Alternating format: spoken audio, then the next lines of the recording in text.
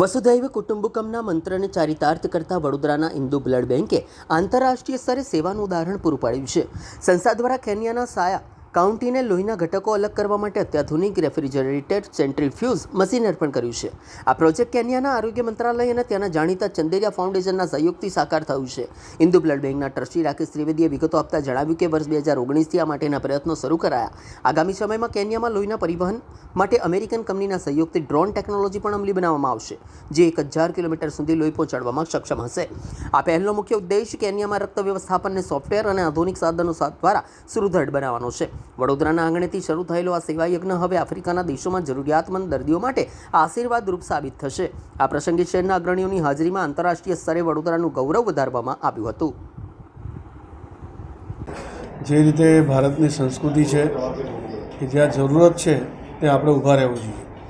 એમાં પણ નર સેવા નારાયણ સેવા, મનુષ્ય સેવા ઉત્તમ સેવા, એ સૂત્રને સાર્થક કરતાં આજે હિન્દુ બ્લડ બેંક દ્વારા કેન્યાની અંદર જ્યાં જરૂર છે ત્યાં રેફ્રિજરેટર સેન્ટ્રીફ્યુઝ કે જ્યાં બ્લડને અલગ અલગ માધ્યમોથી જે રીતની જરૂરિયાત છે એ પ્રમાણે બ્લડમાં સેપરેશન થઈ શકે અને ત્યાંના દર્દીઓની જરૂરિયાત પૂરી પાડી શકાય એવા પ્રકારનું એક મશીનનું ડોનેશન થઈ રહ્યું છે.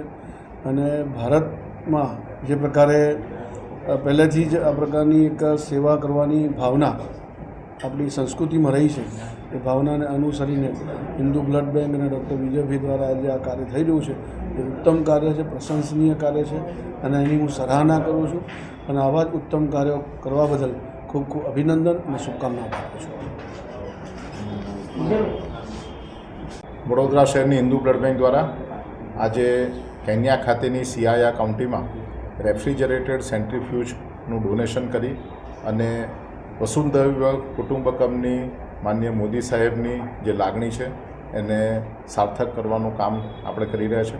કાર્યક્રમમાં માન્ય શ્રી જયપ્રકાશભાઈ સોની, ભારતીય જનતા પાર્ટીના વડોદરા મહાનગરના અધ્યક્ષ, અને બાળુભાઈ શુક્લ, મુખ્ય દંડક, એ લોકો પણ આજે ઉપસ્થિત છે.